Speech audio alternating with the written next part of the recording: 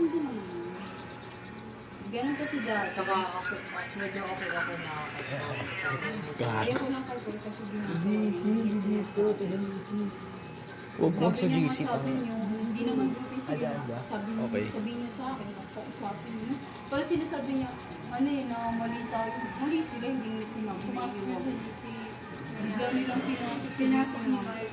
Tapos sabi niya, ano daw problema? Kung may problema. Nagalit kasi siya kasi iniwan kami. Nagulat. Kung sino di mo magagalit dito? Ang ganda ng usapan namin. Usapan namin, bibili na kami ng wire. Oo, nabigyan ko. Yung miss sa Kibuling, ay sa ano? Oo nga. Wala namang ball. Kibuling. Wala Di nga ba, book yun, wala pero kang- ang baga na yun, sa yung book na yun, Yun yung book pinoproblema ang baga natin. na yun na ano, ng parang gamit. Si Silas, may ano na, lahat na sa kanya yung gamit. Usapan namin, napakaganda, apat kami, nag-video call.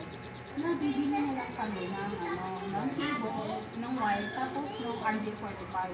Nagulit-gulit kami, nag-video na sila. Sabi, eto nga, hindi naman sabi, hindi magkakayos talaga yan sila. Diba sabi ko sa'yo? Yung pala, lumipat na sila dun, tapos iniwan nila kami. Sabi ko, 10 na yung pasahan. Tapos ginawa natin yan, ano, Sunday, di ba? Before nung pinabukasan na yung Pasahan, 11. Sabi namin, saan kami makakabili ng gamit?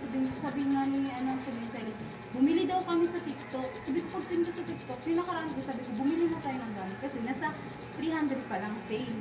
Ngayon, wala na sale, nasa 800 na yung gamit. Sabi ko, saan namin kukunin yung pera na yun? Yung gamit namin, mura pa yung wire, 45. So, naano ko sa kanila, hindi na nga lang ako nagsalita. Kaso ito, naglabas ng sinis, parang ang lumabas kong mali. Kami, kasi hindi daw kami nagpupursige. Ang inaano namin, Maganda na yung kasama niyo. ngayon na, maganda na yung usapan. Kapag Buti na nga lang, meron ako dong yung best friend ko, yung ate niya, doon din nag-aaral. Actually, HR na siya doon.